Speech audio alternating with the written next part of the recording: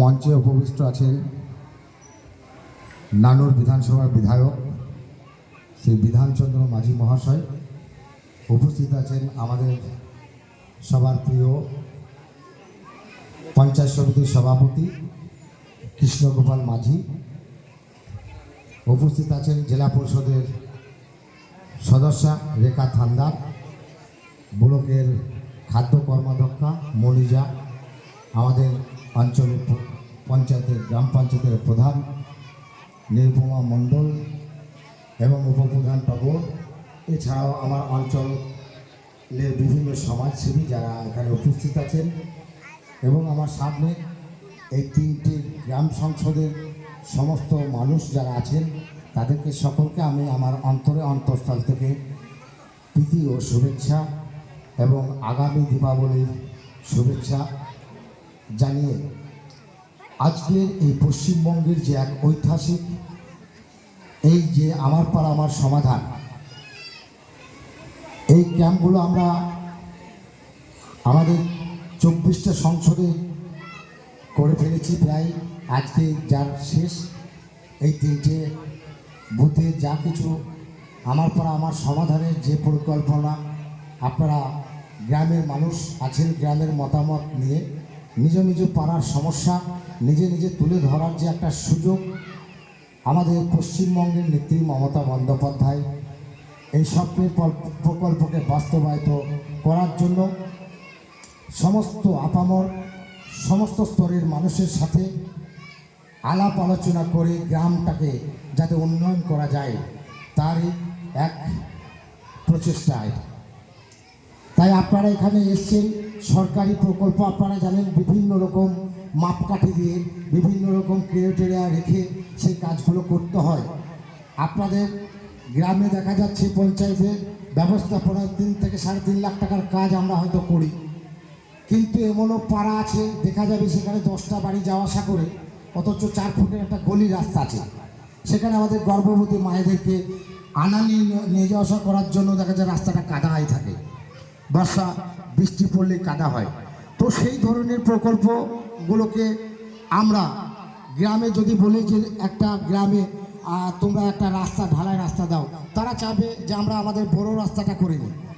এখন সেই সমস্ত গলি রাস্তাগুলো দেখা যাচ্ছে পড়েই থাকে, তো সেই গলি রাস্তাগুলোকে ঢালাই করার এখানে সুযোগ আছে। আপনাদের পাড়ায় একটা রাস্তার মোড়ে গিয়ে দেখা যাচ্ছে অন্ধকারাচ্ছন্ন হয়ে যায়, সন্ধ্যা লাগলে যাওয়া আসা খুবই সমস্যা হয়, লাইটের দরকার আছে। এখানে সেই সমস্ত ছোট ছোট স্কিমগুলোকে দেওয়ার খুব সুন্দর সুযোগ আছে। তাই আমাদের নেত্রী মমতা বন্দ্যোপাধ্যায় পশ্চিমবঙ্গের প্রত্যেকটা মুহূর্তে, প্রত্যেকটা পদে পদে, প্রত্যেকটা জায়গায় যেখানে যেখানে সমস্যার কথা দেখেছেন, প্রত্যেকটা জায়গাকে চিন্তা ভাবনা করে জন্ম থেকে মৃত্যু পর্যন্ত আমাদের নেত্রী 95টা প্রকল্প করেছে। আপনারা জানেন 2011 সালে এই এলাকা বামপন্থীদের দখলে ছিল। আপনারা দেখেছেন এইসব গ্রামগুলোতে একটা ঢালাই রাস্তা বলে কি জিনিস ছিল সেটা ছিল না। যুগোপযোগী সেই ধরনের জিনিসগুলো তারা করতে শুরু করে নেয়। প্রত্যেকটা বছর 6 মাস করে মোড়াম দিত, মোড়াম দেওয়ার পর কাদা হয়ে যেত, আবার পরের বছর মোড়াম দিয়ে দিত। আমরা একটা ঢালাই রাস্তা করেছি, 5 বছর 10 বছর 15 বছর বহাল তবিয়তে চলছে। সরকারি উন্নয়নটাও এক জায়গায় করলে সেখানে বারবার টাকা খরচ করতে হচ্ছে না। তাই সেই সমস্ত চিন্তা ভাবনা করে যে আমাদের নেত্রী পরিকল্পনা নিয়েছিল, তাই প্রত্যেকটা গ্রামে গ্রামে আপনারা দেখবেন ঢালাই রাস্তা। গ্রাম থেকে যখন মূল রাস্তাটাই আমরা কোনো জাতীয় রাস্তায় ওঠার জন্য একটা যে সড়ক, সেই সমস্ত সড়কগুলো প্রত্যেকটা গ্রাম থেকে একটা মূল রাস্তার সাথে লিঙ্ক তৈরি করে দেওয়া হয়েছে। ঠিক সেই রকমই গলির যে রাস্তাগুলো আমরা এর আগে সুযোগ পাই নাই। কোনো গ্রামের দেখা যাচ্ছে একটা বড় কাজ চলছিল, সেই সময় কেউ একটু ম্যানেজ করে আমার এখানে 2 কড়াই মশলা দিয়ে দাও, এইভাবে করে চেয়ে নিতে হতো। সেইগুলোকে বাদ দিয়ে এখন আমরা পুরো স্কিম দিলেই আমাদের সেই কাজগুলো করার মতো সুযোগ এসছে। কোনো পাড়ায় জল মরছে না, সমস্যা লাগছে, ছোট্ট একটা নালা চাই, খুব অল্প খরচই হবে, আমরা স্কিমে ঢোকাতে পারছি না। আমার পাড়া আমার সমাধানে এই স্কিমগুলোতে ঢোকানো যাবে। তাই আমরা এই 27টা গ্রাম গোটা অঞ্চলে প্রত্যেকটা গ্রামে গ্রামে মানুষকে আমরা বসেছি, প্রত্যেক মানুষের সাথে কিভাবে এই প্রকল্পগুলোকে বাস্তবায়িত করতে হবে তার খসড়া আমরা আলোচনা করেছি।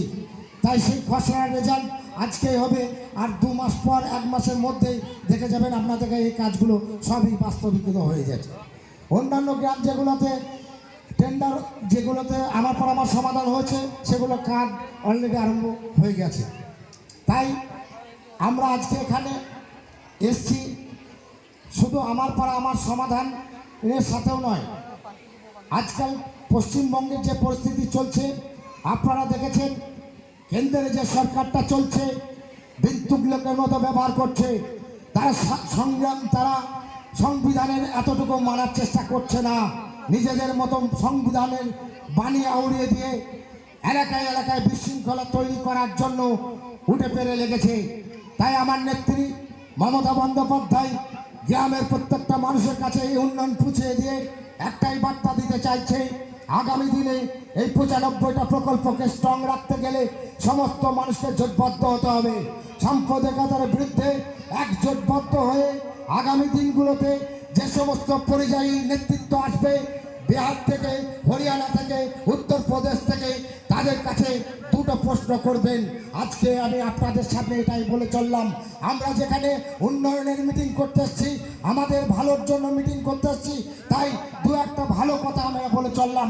প্রত্যেকটা পাড়ায় পাড়ায় যখন তারা আসবে সেই পরিযায়ী নেতৃত্ব তাদের কাছে প্রশ্ন করবেন যে যুক্তরাষ্ট্রীয় পরিকাঠামোয় পশ্চিমবঙ্গ থেকে যে সমস্ত ট্যাক্সের টাকাগুলো নিয়ে যাও সেই ট্যাক্সের টাকাগুলো পরিকল্পনার মাধ্যমে ফেরত দিতে হয়, কিন্তু তোমরা কেন 100 দিনের টাকা এখনো বন্ধ করে রেখেছো? তাদেরকে প্রশ্ন করতে হবে।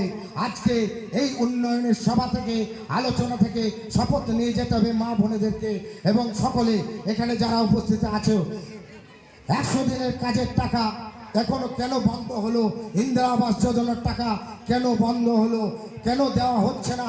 2 লক্ষ কোটি টাকা আমাদের গ্রাম বাংলার এই খেটে খাওয়া নিম্ন মধ্যবিত্ত মানুষগুলো যদি 2 লক্ষ কোটি টাকা এদের হাতে চলে আসে তাহলে তারা অর্থনৈতিকভাবে নিরাপত্তা বোধ করবে, আমাদের কথা শুনবে না, আমাদের সাম্প্রদায়িকের কথা শুনবে না, আমাদের মিথ্যা কথা 15 লক্ষ চাকরি দেওয়ার কথা আর শুনবে না।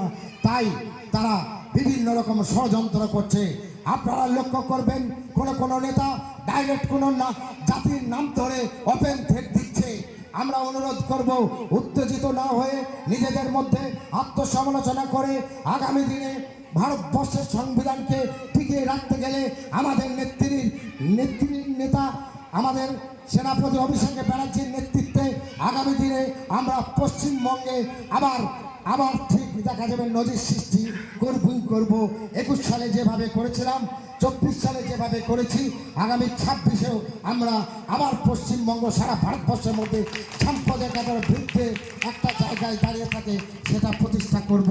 যাই হোক, আজকে আপনারা আপনাদের পরিকল্পনা মাফিক গ্রামে গঞ্জে যে সমস্ত কাজের পরিকল্পনা এনেছেন ক্যাম্পে নাম রেজিস্টার করে আপনাদের পাড়ার সমাধান যা যা লাগবে যে সমস্ত ঠিক করে এসছেন নিজে নিজে গিয়ে সেই কথাগুলো বলুন এবং রেজিস্টারে নথিভুক্ত করে, পোর্টালে নথিভুক্ত করে, আর 1 থেকে 1.5 মাসের মধ্যে সেই কাজগুলোকে হাতের মধ্যে, কাছের চোখের মধ্যে দেখে নিন।